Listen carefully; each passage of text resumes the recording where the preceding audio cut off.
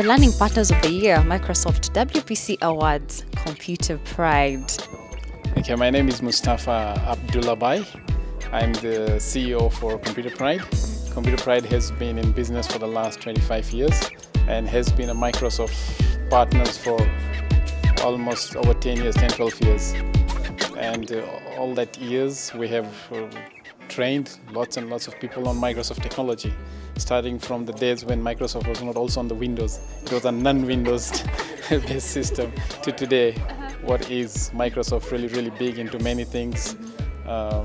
Initially Microsoft was just a desktop solution, but now it's a server solution, and now they've gone into even devices. So this means a lot of opportunities for us. One of the great things about IT business is that it's dynamic, it's changing, and that to many people could be a challenge, that how do you keep abreast with this thing. But if you look from the positive side, it's an opportunity, because you can enter into a business, into a market at any particular time, because you can come out strong and take off, while your other competitors are still lying on the older technology. So we feel this is a good opportunity, even for the business side. Clients need to move with the technology, right? They need to upgrade themselves. They need to bring in new things, what's new in the market. So this is an opportunity to do more business for all partners. So 25 years. That is a quarter of a century. That is a long time, considering you're actually talking about not just learning, but learning in a very, you've talked about the dynamism of especially IT. So let's talk about your journey throughout the years, the kind of changes that you've seen and the trends, and probably the trends that you're seeing emerging so far. Okay, from the IT side, what's happening is that IT has been an opportunity for many nations.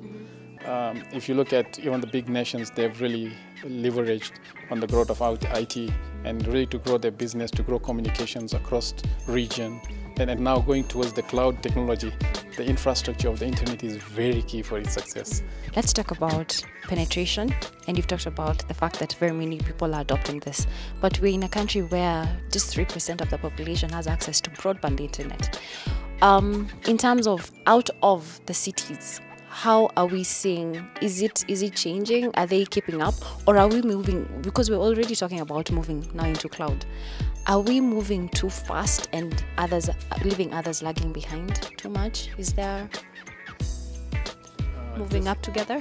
Okay, right. This is a big question, that who is moving fast and who is left behind. But I think in business and in life, there always has to be a leader. Yes, and a leader has to move so that others can follow. We cannot wait for everyone. Are we following well enough? So what we are doing is, what we need to do is we need to find out which are the regions that need to really move fast, and let them move fast, so we can hold those regions from moving fast. And especially if we as a nation, we have got really some good regions which are ready in terms of the bandwidth and all that, then those regions need to be focused properly with, so that we can grow those regions in adoption and then make the other regions to come back and follow to it. Talking about your in-learning syllabus, how often do you have to make changes? Because it's dynamic. That's the key word. It's dynamic. How often do you have to change? Because probably what they have learned last year is not necessarily what you're going to be teaching next year.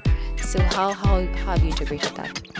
Okay, all right. Now, that number of things are there. It is also, one is the syllabus is very important, which is the curriculum that actually changes, and also not only for us as a technology company, but also for schools, for example. If you go to schools level, the biggest challenge is this thing that we teach them IT in schools, but this IT, when they go out, is already changed. So they find themselves so irrelevant. So even the schools today are questioning that should we continue teaching ICT in schools, or is it really not worth? Because whatever we are training them, they're going out and it's not useful to them. So that's a big question to it. So IT, this is one of the big challenges, that the curriculum changes and people need to change and change. Computers on which we actually deliver also needs to change in terms of its capacity.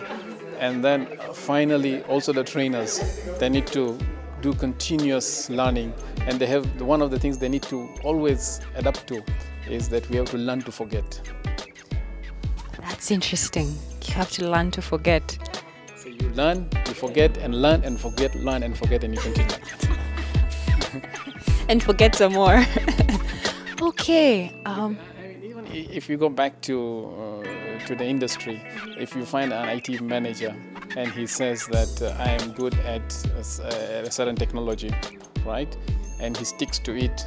For example, in the past when we started IT, a COBOL programmer would really earn lots of money, yeah, and then he would stick to it and say, look, let me do my code programming. But he doesn't realize that if he continues with his COBOL programming is going outdated. You need to change and pick something else, right? You're also seeing some careers being phased out, new careers being created. Yeah, so careers are same thing. You know, you just stick to what you're trying to do, and you think this is what I've studied and I must do the same thing. No, it is just a stepping stone to get to the latest opportunity that you can see. So you need to change and change. And I think this goes across in all professions. How's the mind shift been? Because I'm sure there are some people who are... This is interesting. You're really asking nicely. Yeah, because the bottom line is actually you need to do that paradigm shift continuously, and you need to be very flexible, adaptable, yeah, and be ready to change.